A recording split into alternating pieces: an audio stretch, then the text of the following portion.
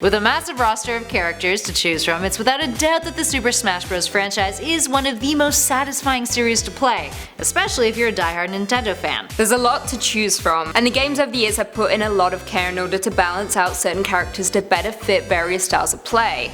So while the newest Smash is boasting some serious overhauls in terms of all the characters' abilities, that always hasn't been the case though, with some fan favorites over the years suffering from fairly bad stats. So today, in celebration of the brand new Super Smash Bros. Ultimate coming out, we're counting down some of the dumbest characters to have ever appeared in the series, with our aptly titled list, the top 10 dumbest Smash Bros. Characters. Oh, you didn't pluralize that. Characters. This is Lucy McPhee, by the way. She used to be on the channel, but now she's on top 5 scary videos. They kicked me off this one. Yeah, they kicked me off top 5. I was too scary on this channel. And I was just too not scary on the other channel. That's very, and here we are. Very true. But we're collabing, so.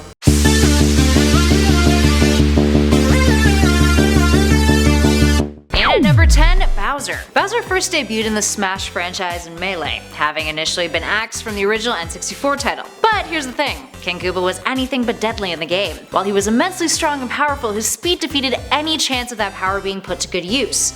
He was slow as f***.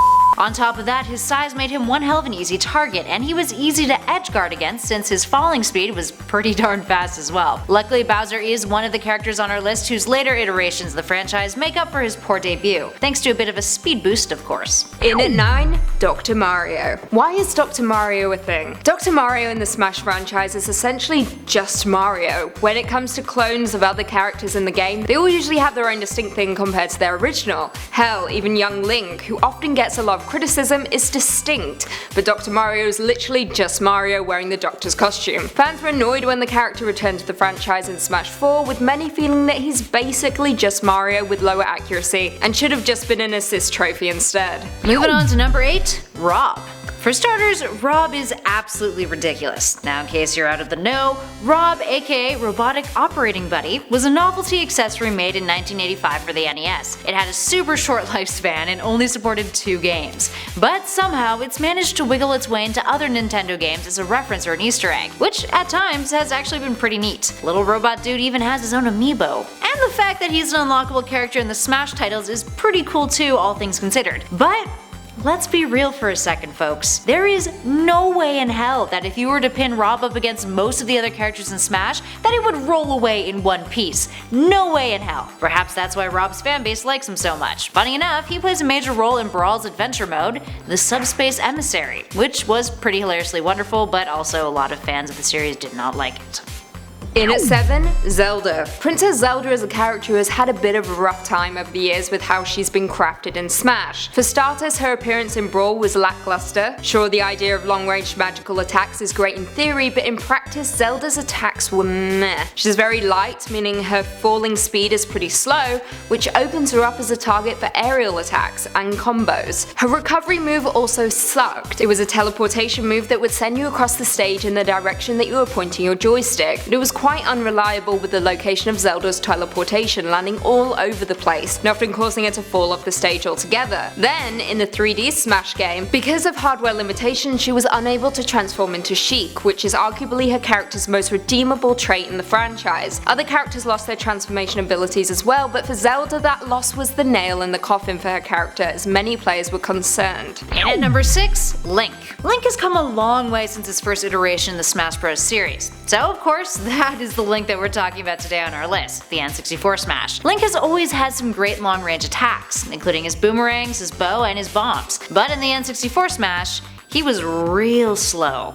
Meaning, sure, he was great to use from a distance, but the second that an enemy got up close and personal, players would have a lot of difficulty using him. The funny thing is, the European release of the N64 Smash actually had to alter his character to make him faster because of this. That's saying a lot. In at 5, Ganondorf. Here we have another case of an awesome character who has now been nerfed for no good reason. Ganondorf, who first appeared in the franchise in Melee alongside Bowser, had great reach, great power, and arguably the best Meteor Smash out of all the other characters. When Brawl came around, his abilities were severely diminished thanks to new balancing adjustments. His speed had dropped a lot, which made his strength less impactful, and his grab was super slow now. He was an easy character to fight against now, and no solid defense defenses against characters who were faster and had solid projectile attacks. A major disappointment considering who Ganondorf is in the world of Nintendo. And at number 4, the Mii fighters. I'll be honest with you folks, anytime I see a Mii character, I immediately groan. Yes, I understand why they're appealing to some, and sure, they're a fun little addition to the Nintendo universe that came out with the Wii,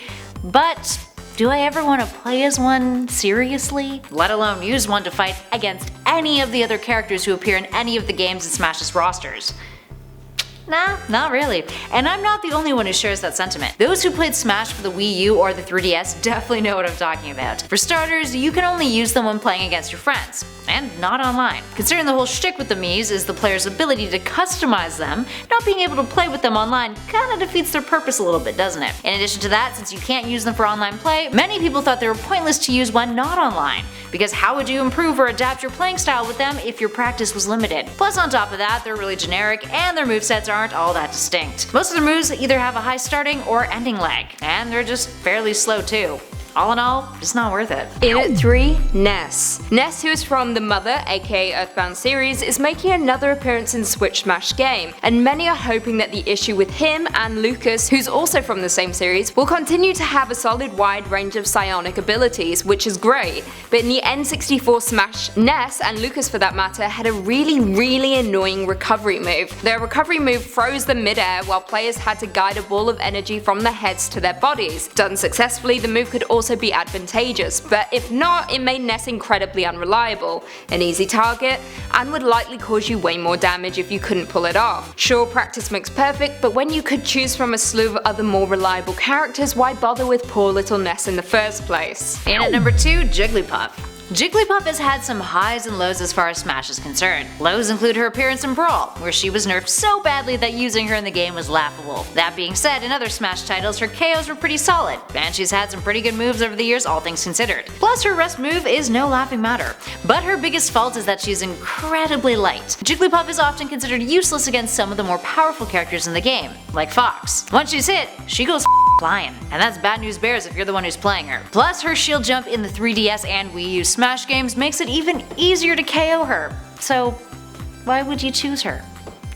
And finally, in at number 1, Pichu. Pichu might have been a good addition to the franchise for the odd Pokemon fan who actually liked Pikachu's pre-evolution, but when it came down to what Smash does best, competitive fighting, Pichu was just a downright joke. Why? He damages himself with his own attacks. He's like a crappier version of Pikachu, he's got electrifying attacks, but every time he uses them he takes recoil damage, so KOing someone or even trying to pull off an effective combo is troublesome at best. His recovery from being stunned is crappy too.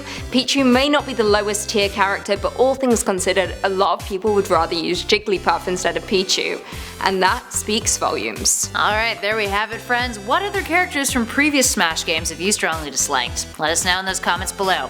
Which ones do you think are really dumb? I think all of them. Princess Zelda, Pichu.